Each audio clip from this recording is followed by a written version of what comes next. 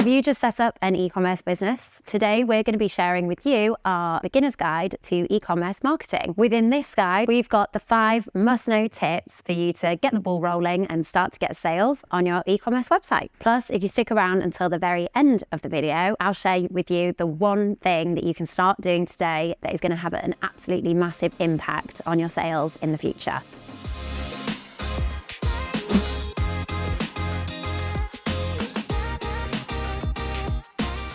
First things first, if you do want to sell something, you need to decide who your target audience are going to be. Are you a B2C business? Are you a D2C business? Or are you a B2B business? This will all impact how you are going to start your advertising campaign. Obviously, if you start a marketing campaign and you've not got sort of any set targeting in place, you are going to be targeting everyone. Your audience is going to be really broad and it's going to ultimately end up being very, very expensive for you. Knowing and understanding your perfect customer is absolutely critical to your business's success, as it should underpin your product, messaging, and marketing strategy. Think about what types of people have the problem that your product itself solves. An easy way to get started with your target audience is by looking at demographics. So this can include age, gender, location, jobs, and even income. Once you defined your target audience, you can then tailor-make your marketing strategy to fit this type of person. This gives you a better chance of resonating with them and ultimately making more sales. It may sound obvious, but if you are a startup e-commerce business and you are looking to sell products online, then you need to have a website that is built specifically for this. This is your storefront, and it's going to be the main way that not only do people experience your brand, but that a lot of new users first come into contact with your brand. So it needs to look good. There's quite a few different CMSs that quite a lot of our clients work with. The most common ones are usually sort of Shopify, WordPress, Ecommerce, Magento. Each of these different CMSs each have sort of their own benefits and reasons why they might work specifically for you. Shopify is fantastic because it is built for e-commerce websites, so we would always recommend Shopify. There's loads of plugins that are easy to configure on the website and mean that you can really customize how you want the website to look without necessarily having to use a web developer. And it's got access to quite a few good sort of free features, like you can set remarketing emails without having to go via a third party. So ultimately, you want to make sure that you're picking the right CMS that fits your business needs and your product, and ultimately what your ultimate sales goal is going to be. If you pick a good CMS now at the start of your e-commerce journey, you're going to save yourself a whole lot of headaches later on down the line. What is it that makes your product so unique? Why should people buy your product over a competitor's product? Is it that your pricing is better? Is it that the quality is better? Is it the way that the item is made is more environmentally friendly than other options? These are all things that you have to consider and make sure that you're getting that information across to new users, because otherwise they're not going to know why to buy your product over another. You really need to go into what are the unique features related to your product? What is it about maybe your story or your brand that is unique or compelling that makes people want to buy from you? You need to drill down into all the things that give your product or your brand the edge. Ensuring that all of these unique selling points are included throughout your marketing strategy and throughout your messaging, both on the website and in marketing, will really help to maximize your sales. This next tip is actually quite closely related to the first tip that we gave you at the start of the video, all about defining your audience. So once you've defined your audience, that's going to dictate where you're going to be showing your marketing messages. For example, if you are trying to target an older demographic, say over 60 years old, then TikTok may not be the best place for you to start your advertising. This is generalizing. You do get people over 60 on TikTok, but it's just quite an easy example because they tend to use Microsoft ads, for example. Notoriously, TikTok is known for having quite a young audience, whereas Microsoft ads tends to have a bit of a reputation for having an older demographic. You essentially kind of want to be thinking about it in the way that, where do your audience hang out when they're online. You're going to have to do a bit of research into all of the different channels that are available to you to see like what's going to be the best fit for you. Building your social media presence is usually a really great way to start, because you can almost build like a bit of a mini storefront that can then direct traffic to your main storefront, which is your actual online website where they can make purchases. This doesn't necessarily mean that you have to be present on every single social media channel, but we'd recommend maybe starting with one or two and really trying to build an organic presence there. So maybe, trying to post every few days and making sure that you're posting engaging content. So do a bit of research and then pick the 2 social media channels where you can see that your target audience is most active. We would also recommend setting up a Google Ads account. The reason that we would recommend Google Ads is not only does it have a wide range of demographics, you get people from sort of the age of 18 over to sort of 65 plus present on Google, but you also have a wide variety of campaign types. So like search, display, discovery, video, shopping, all present on Google Ads. So you can try lots of different creative and lots of different ad types. We've also done a more in-depth video on the different ad types that you can use across Google Ads, and you can check that out here.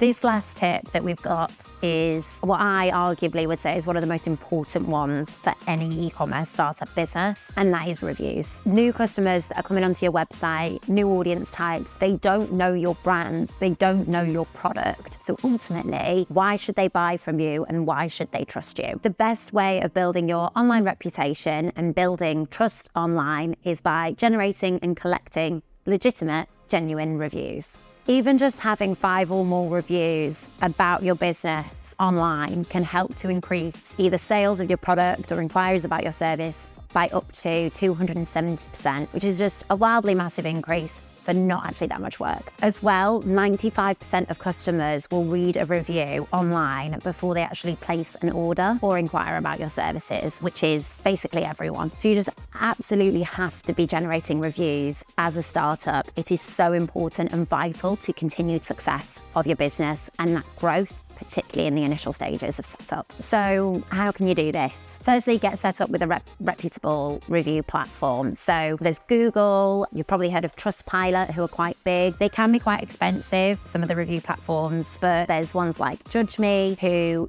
offer cheaper alternatives if Trustpilot maybe isn't so feasible. We've listed some example review platforms in the description below if you want to take a look and decide if you want to use any of them. Once you are set up on these programs, you do need to then start asking your customers for reviews. So after every product sale, you want to be following up with either an email or a text asking people to review your product. One thing that we've seen works really well for some of our clients that we work with is if you have the capacity to even send out like a handwritten note in your product deliveries.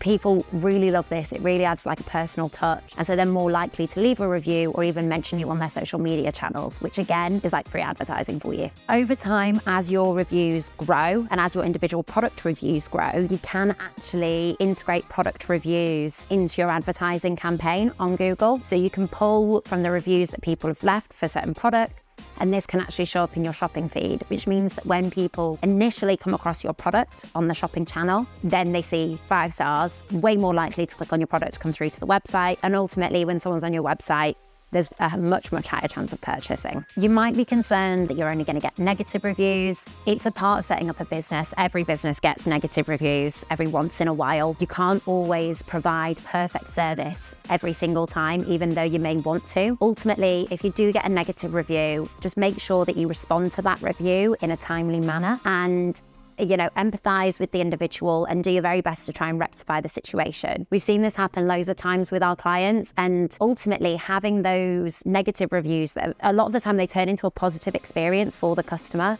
and they end up leaving a glowing review or even changing their review. So just because someone's giving you a negative review in the first instance doesn't mean you can't repair that relationship, and that looks even more authentic and more like you care about your customer base when people come across these reviews online. So you finally made it to the bit of the video that you've all been waiting for, our bonus tip that not everybody knows or is working on. If you've skipped to this point in the video, you've missed out on some really valuable information. So please go back and watch the other 5 tips because they are still really important. But for now, let's get into it. Oh, jazz hands.